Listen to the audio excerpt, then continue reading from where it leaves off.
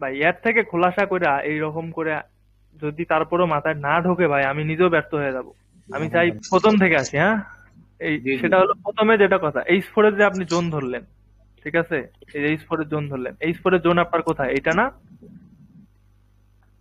আচ্ছা, H4 থেকে H1 গিয়ে আপনি কি খুঁজবেন? ফেল হয়ে কোথায় আপনার জোন ছোট হয়েছে?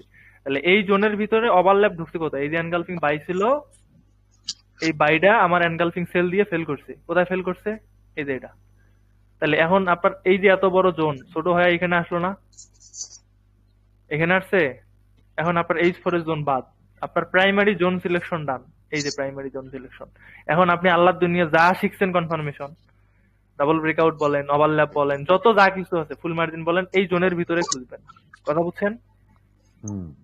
এখন খোঁজার পরে যেটা করবেন, আরো লোয়ার টাইম ফ্রেমে যাবেন। তো লোয়ার টাইম ফ্রেমে আপনার সেটআপ আসছিল কোথায়? যখন H1 থেকে 15 মিনিটে গেলেন, সেটআপ কোথায় আসছিল? এইখানে না? এই যে এইখানে আসলো না সেটআপ লেভেলে, এই যে আপনি ডাবল ব্রেকআউট আপনি এরিয়া। কাজটা দেখতেছেন না কে ভাই? কি দিয়ে দেখা যায় বুঝাইতেছেন তো, তো? এই যে এইখানে আপনার সেটআপ আসছে। এখন এই যে সেটআপ, এখন এইখানে গেলে আপনার সেল হবে, ওকে, এইখানে সেল। এখন এসএল দিবেন আচ্ছা ভাই। কোথায়? যেই এনগালফিং এর ট্রেড নিবেন, শুনেন, যেই এনগালফিং এর ট্রেড নিবেন তার আগের একটা এনগালফিং এর হাই, তাহলে এই এনগালফিং এর আগের এনগালফিং কোনটা, এটা না?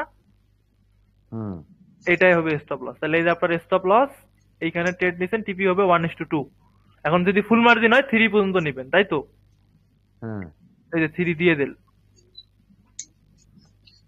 3 দিয়ে দেন, আচ্ছা যদিও আমাদের অত ধৈর্য নাই, টুতেই কয়টা বুক দিচ্ছেন করে ভাই? ফেলাচ্ছি নাকি। তাহলে তাহলে এটা ব্রেক ইভেন দিলেন না কে? দিলাম না কেন, এটা শুনলেন না? মনে নাই নাকি? আচ্ছা, যাই হোক, ব্রেক ইভেন আপনারা দিয়ে দিয়ে সুইং করেন যতদূর মন চায়, ওটা হলো আপনাদের উপর। তো মেইনলি জোন রিফাইনমেন্ট প্রসেসিংটা তো ক্লিয়ার এই জায়গা, তাই না? একবারে লাইভ মার্কেটে লাইভ এক্সাম্পল সহ সবকিছু ডান। তখন আমি হ্যাঁ। যেটা রিকমেন্ড করি, আপনারা এইভাবে যেই জোনগুলাতে মার্কেট রেসপেক্ট করছে সেটাও অ্যানালাইসিস করবেন আগের মার্কেটে, যেই জোনগুলাতে মার্কেট রেসপেক্ট করে নাই সেটাও অ্যানালাইসিস করবেন। তো তখন যেটা হবে, আপনার প্যাটার্ন গুলা মাথায় সেট হবে, যে কোনটা প্যাটার্ন হলে কাজ করার সম্ভাবনা বেশি, কোনটা প্যাটার্ন হলে কাজ করার সম্ভাবনা কম, এটা নিয়ে আর কনফিউজ থাকবে না। রাইট। আমি বুঝাতে পারলাম? এখন